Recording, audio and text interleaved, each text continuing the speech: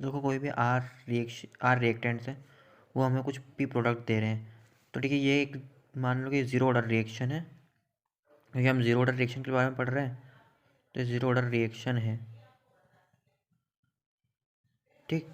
तब zero order reaction में क्या होता है, जो रेट होता है ना, वो रेट तो हमें पता है कि किसके इक्वल होता है, minus d are concentration of reactant upon d T. किसके इक्वल होता है, के इंटू जो भी प्रोडक्ट यहाँ पे दे रखे रिएक्टेंट्स, उनकी कॉन्सेंट्रेशन की पावर, जो भी उसका ऑर्डर रहता है। तो यहाँ पे ज़ीरो ऑर्डर रिएक्शन है, तो इसकी पावर कितनी, ज़ीरो, ठीक है। तो आर इज इक्वल्स टू ये आ गया। अब देखो यहाँ पे किसकी पावर भी ज़ीरो रहती है ना, तो मैथमेटिकली अगर एक्स की पावर ज़ीरो रहती है तो उसकी वैल्यू क्या हो जाती है, वन। इसीलिए minus minus d R by d t is equals to क्या हो जाएगा, के, ठीक है। इसकी वैल्यू क्या हो गई, वन। अब ये जो माइनस डी टी है ना, इसको इस तरफ शिफ्ट कर देते हैं। तो डी आर क्या हो जाएगा हमारे पास, D R is equals to minus K D T, ठीक है। अब अपन क्या करेंगे कि अपन इसको इंटीग्रेट कर देंगे both side,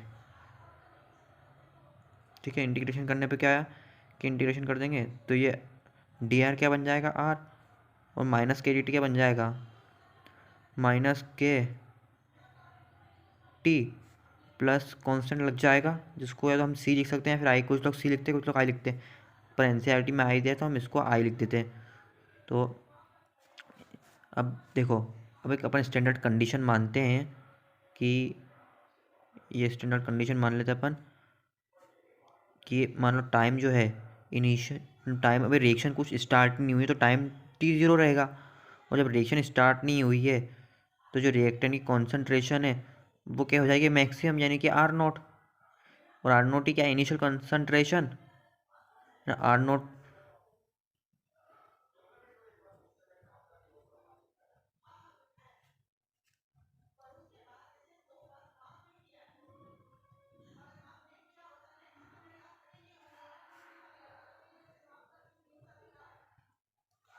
where R naught is initial concentration, ठीक है।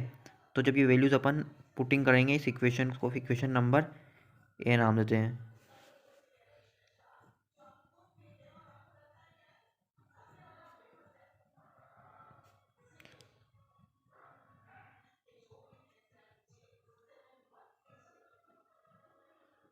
ये वैल्यूज इक्वेशन ए में जब पुट करेंगे ना, तो हमें क्या मिल जाएगा, आर की जगह पे आर नोट रखो,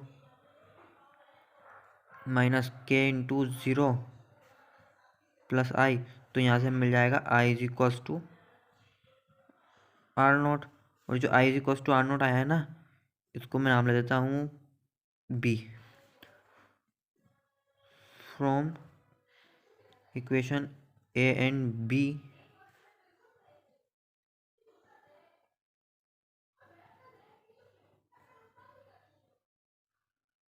प्लस ये आर नोट बन गया, ठीक है।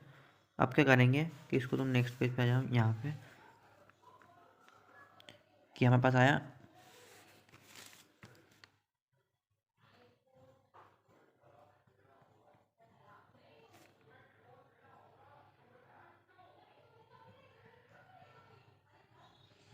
अब इसको आर नोट को मैं इस तरफ शिफ्ट कर देता हूँ, सॉरी, मैं एक के टी को इस तरफ शिफ्ट कर देता हूँ, इसको इधर लेता हूँ। तो k t is equals to,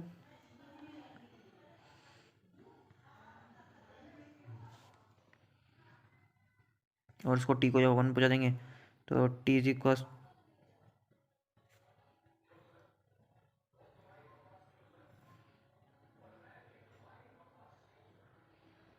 ये हमारे पास आ गया रेट कांस्टेंट की वैल्यू,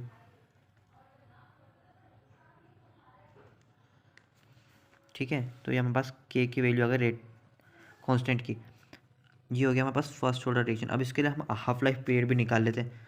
देखो हाफ लाइफ पीरियड जो हमें निकालना है ना, तो उसके लिए हम क्या करते हैं, फिर से जो इक्वेशन ए जो हमारे पास ये जो आई आई है, अभी के की वैल्यू हमने जो निकाली है, इसी का यूज़ करेंगे।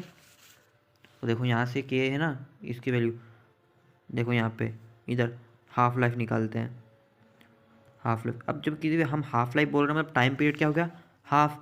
तो t is equals to t half से लिखते हैं ना, टाइम पीरियड हाफ हो गया यहाँ पे। अब जब टाइम पीरियड ही हाफ हो गया, तो रिएक्शन का जो कॉन्सेंट्रेशन है वो इनिशियल मतलब जो भी कंसंट्रेशन उस टाइम थी, इंस्टेंटेनियस कॉन्सेंट्रेशन, वो क्या जाएगी उसकी इनिशियल कंसंट्रेशन की आधी, कि आर नॉट बाई टू। देखो ये आर की जगह पे आर नॉट बाई टू यहाँ पे पुट कर दो और टी की जगह पे टी हाफ पुट कर दो, तो k is equals to R naught minus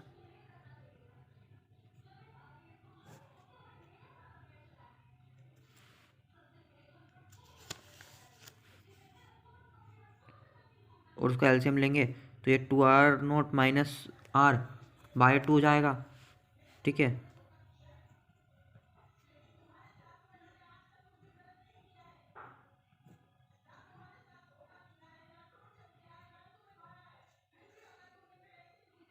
और ये टी हाफ को इधर शिफ्ट कर देंगे,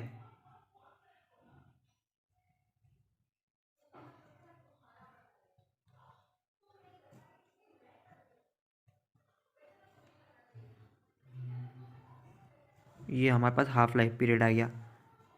अच्छा पर यहाँ पे देखो एक बात नोटिस करने वाली है कि जो रेट कांस्टेंट है यहाँ पर, ठीक है, वो जो रेट है ना यहाँ पे जीरो ऑर्डर रिएक्शन के लिए, यहाँ पे किसके इंडिपेंडेंट है, रिएक्टेंट की कॉन्सेंट्रेशन, क्योंकि यहाँ पे रिएक्टेंट कॉन्सेंट्रेशन पर क्या हो गया जीरो, यानी रेट इज इक्वल टू किसके इक्वल हो गया, रेट के इक्वल हो गया है। यहाँ पे कोई रिएक्शन का डिपेंडेंसी है नहीं। ठीक है, यहाँ से तुम देख पा रहे होगे, इसको मैं यहाँ पे लिखता नहीं क्योंकि नोट सही से रहना चाहिए कि आर इसके आर सी पर जीरो तो उसके V1 तो आर इज इक्वल्स टू के, तो रेट जो है वो कॉन्सेंट्रेशन के इंडिपेंडेंट है। वहीं जो हाफ लाइफ पीरियड है वो रिएक्शन की कॉन्सेंट्रेशन पे डिपेंड करता है। तो अभी तक के लिए हाफ जीरो ऑर्डर रिएक्शन में बस इतना ही। अब अपन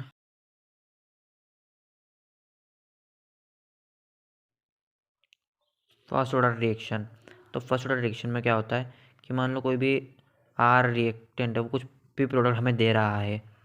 ठीक है, ये प्रोडक्ट है, तो इसका जब हम रेट लिखेंगे तो rate is equals to minus d t upon d R, sorry d R upon d t हो जाएगा, और किसके इक्वल हो जाएगा, के, और क्या होगा यहाँ पे, के आर की पावर जीरो की या वन, ये फर्स्ट ऑर्डर है तो ऑब्वियस सी बात है यहाँ पे आर की पावर कितनी होगी, वन। जब इसको हम रीअरेंज करेंगे तो ये जो माइनस का साइन है माइनस डी टी उधर पहुँच जाएगा और ये डी आर बाय आर बन जाएगा, और ये जाएगा माइनस के डी टी। ठीक है, तो और जब इसको अब चलो यहाँ पे इंटीग्रेट कर देते हैं तो क्या बन जाएगा, जो वन अपॉन एक्स का इंटीग्रेशन क्या होता है, एल एन एक्स, तो वैसे ही one upon R D R का क्या होगा, L N R is equals to, और इसका क्या हो जाएगा माइनस के टी प्लस आई। अब इसके लिए जब हम स्टैंडर्ड कंडीशन लेंगे ना कि टाइम जो है ज़ीरो है और रिएक्टेंट की कॉन्सेंट्रेशन क्या है, आर नोट, तो ये हमें वैल्यूज पुट करेंगे तो क्या होगा कि l N R naught is equals to minus k, और टाइम टू जीरो तो जीरो के पूरी पूरी टर्म किसके इक्वल आ जाएगा डायरेक्टली, आई के, और ये वाली वैल्यू हम जब इक्वेशन ए के अंदर पुट करेंगे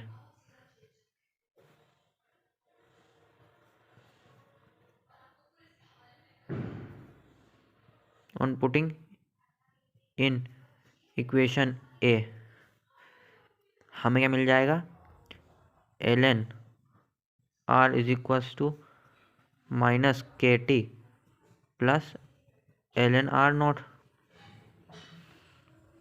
जब इसको रीअरेंज करेंगे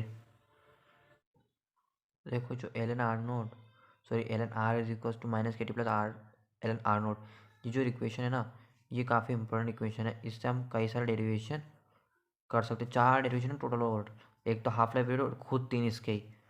ठीक है, तो करते हैं। सबसे पहले हम क्या करेंगे कि जो ये एल एन आर जो है इसको सबसे पहले कर लेते हैं हम कि इस तरफ ले आते हैं इसको, तो क्या हो जाएगा कि जो L N R minus l N R naught बन जाएगा ये। तो हम इसको पता है कैसे लिख सकते हैं कि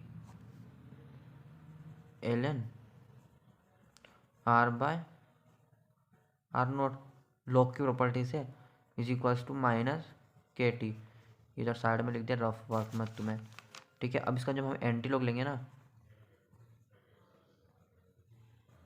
तो क्या हो जाएगा कि R naught by R by R naught is equals to A की पावर माइनस के टी।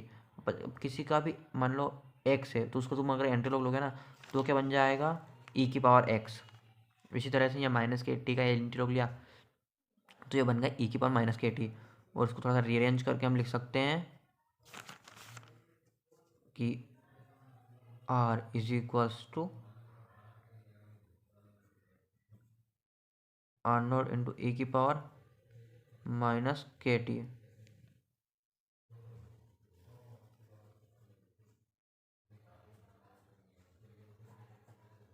ठीक है, तो ये पहला हमारा आ गया डेरिवेशन। अब इसी की इक्वेशन से हम दूसरा डेरिवेशन देखते हैं।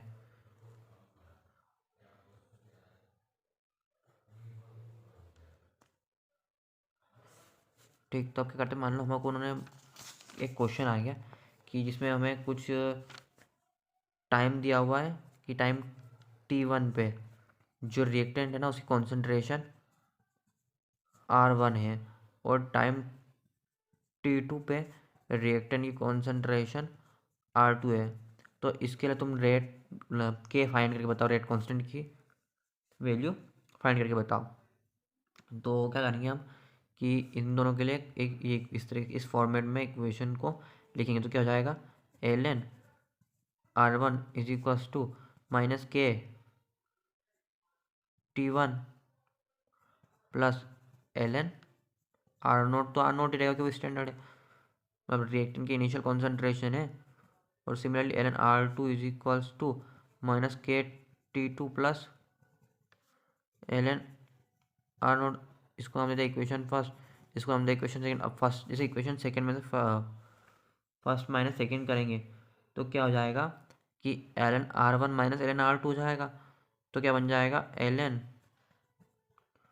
आर वन बाय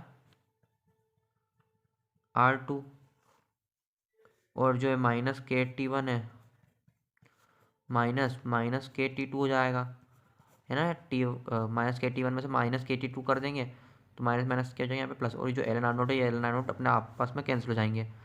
तो ये माइनस माइनस प्लस हो गया, और जब हम के कॉमन निकालेंगे ना तो क्या बन जाएगा कि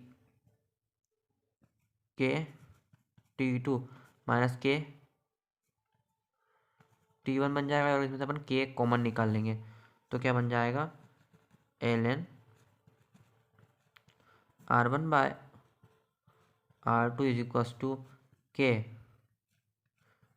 T two minus T one.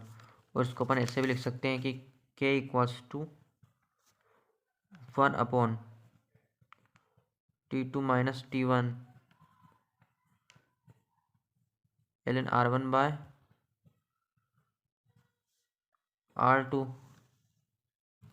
ठीक है, तो ये बन गई हमारी सेकेंड इक्वेशन। अब जो थर्ड आती है वो थोड़ी मोर ज़्यादा इंपॉर्टेंट, उस पर अच्छे से फोकस करना। जो ये एल एन आर है और ये माइनस के टी, अब इसमें यहाँ पे क्या है, इस इक्वेशन में इसको के टी को इस तरफ ले आएंगे और एल एन आर को उस तरफ ले जाएंगे। तो ये हो जाएगा प्लस का के टी बन जाएगा, इस तरफ इक्वल क्या आएगा, तो k t is equals to L N R naught minus l N R. ठीक है, अब जब इसको अपन किस लिख सकते हैं, l N R naught by और ये के टी। अब इस टी को अपन इधर पहुँचा देंगे तो k is equals to one upon t l N R naught by R. अब देखो एक लॉग की प्रॉपर्टी होती है कि एल एन एक्स को अपन 2.303 लॉग ऑफ एक्स लिख सकते हैं। ठीक है, तो वो चीज़ हम यहाँ पे करेंगे कि के को is equals to 2.303 by T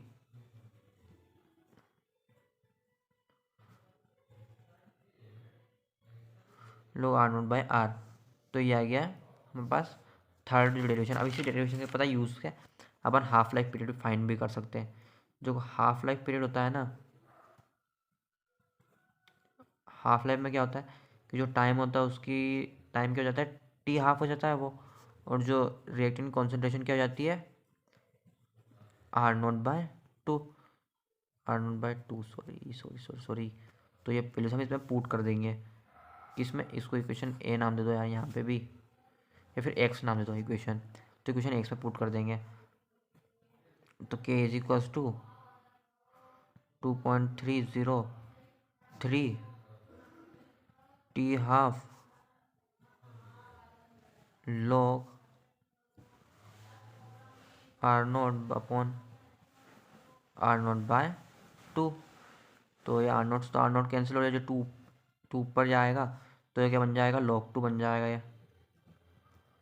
और अपने पता है log 2 की जो वैल्यू होती है वो कितनी होती है, log 2 की वैल्यू होती है 0.301। ठीक है, तो ये क्या जाएगा, k is equals to 2.303 into 0.301 upon t half. ठीक, तो इसको अपन लिख सकते हैं कि जिनका मल्टीप्लिकेशन बनेगा ना वो क्या बन जाएगा, 0.693 है ना, 0.693 upon t half, k is equal to 0.693 upon t half. इसको जब इस तरफ ले जाएंगे टी हाफ को, तो t half is equal to 0.693 by k, तो ये हाफ लाइफ पीरियड भी आ गया।